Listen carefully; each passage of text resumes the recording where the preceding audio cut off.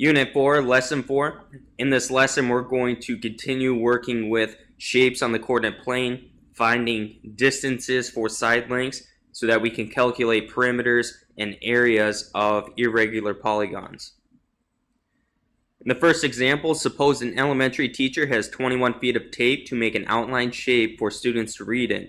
We want to determine which of the following shapes could she make. So in part A, we have a rectangle with a length of 6 and a width of 5, a circle with a radius of 3.5, a square with side lengths of 5, and an isosceles right triangle with legs of 6.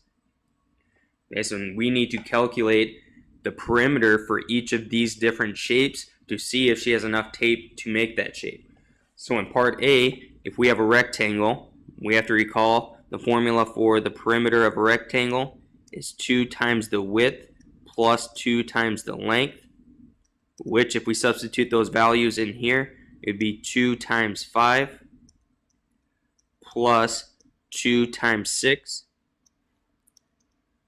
2 times 5 would be 10, 2 times 6 is 12. If we add those together, that shape would require 22 feet, so that would not work. She could not create that rectangle.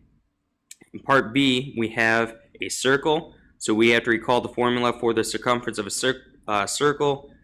C is equal to 2 times pi times the radius, which in this case would be 2 times pi times 3.5. 2 times 3.5 is 7.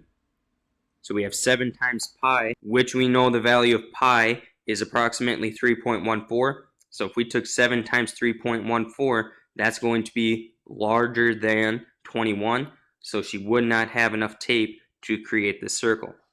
Part C, we have a square with side lengths of 5. So the formula for the perimeter of a square is 4 times S. In this case, S representing the side length, 4 times 5, which is 20. So yes, part C would work. She could create a square with side lengths of 5. And then the last one, we have an isosceles right triangle with legs of 6. And this one's going to require a little more work.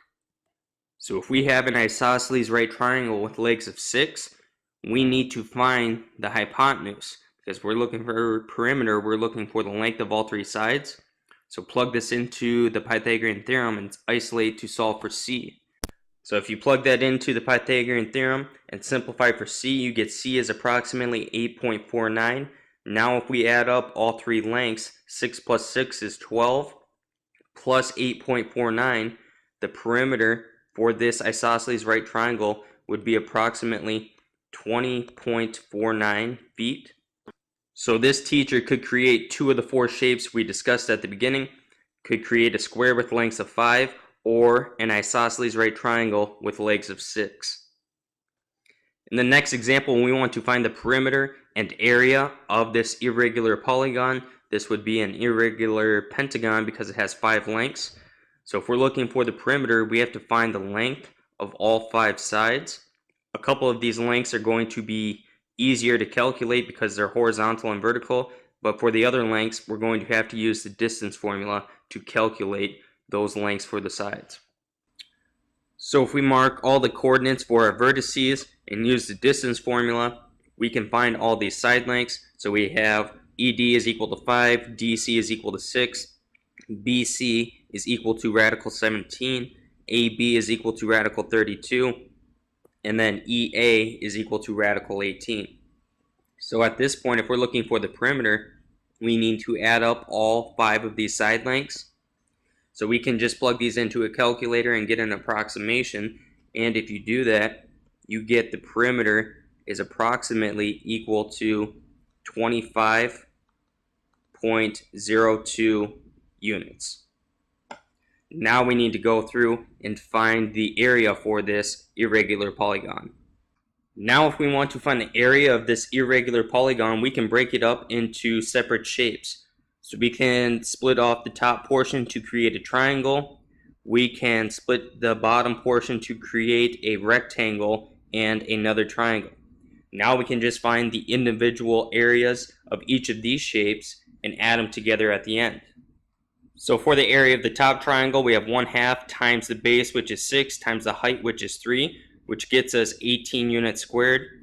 For the area of the rectangle, we take the length times the width. 6 times 5 gives us 30 units squared. And then for the other triangle, 1/2 times the base of 5 times the height of 1, we get 2.5 units squared. So now if we add up 18, 30, and 2.5, the area of that irregular polygon would be 50.5 units squared. Just like the last problem, if we're looking to find the perimeter, we have to find the distance of each side length of this quadrilateral. So if we go through and find the length of XW, simplifies to radical 26. If we find WZ, simplifies to radical 26 as well. YZ is equal to radical 17, and XY is equal to radical 13. So if we're looking for the perimeter, we need to add all of those together, and we can just use a calculator. And if we simplify that, we get approximately 17.93 units. So that would be the perimeter for this quadrilateral. And now to find the area of this quadrilateral, we can break it up as such, where I have a triangle up top, a triangle to the left, a square in the middle, and then this irregular shape off to the side. So finding the areas of the triangle and the square won't be difficult. Finding the area of this irregular shape is going to require a little more work. So the area of the top triangle simplifies to be 2.5 square units. The area of the triangle on the left is going to be 3 square units. And then the area of the square in the middle is going to be 9 square units. Now we're going to go through and find the area of this irregular shape.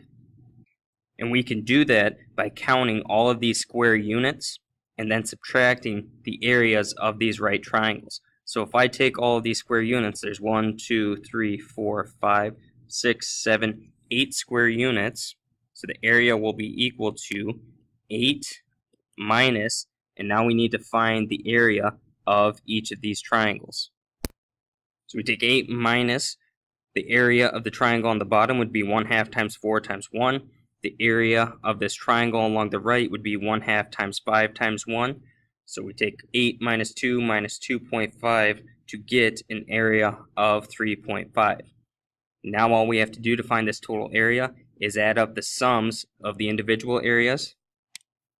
So the area of this irregular quadrilateral is going to be equal to 2.5 plus 3.5 is 6, plus 3 is 9, plus 9 is 18 units squared.